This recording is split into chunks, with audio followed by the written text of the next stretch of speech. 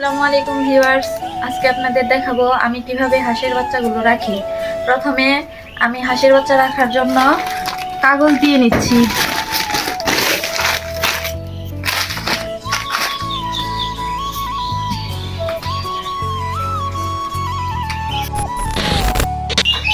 এরপর আমি কাগজের মধ্যে কিছু কুড়ো দিয়ে নিচ্ছি যাতে হাঁসগুলো আরামে থাকতে পারে।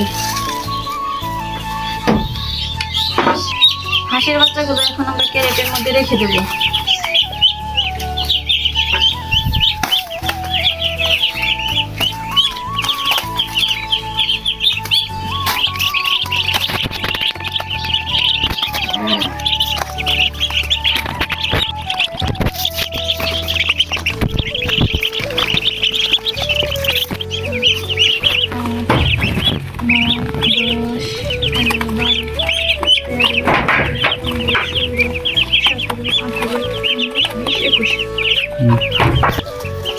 এরপর হাঁসের বাচ্চাগুলো রুমে রেখে দেব।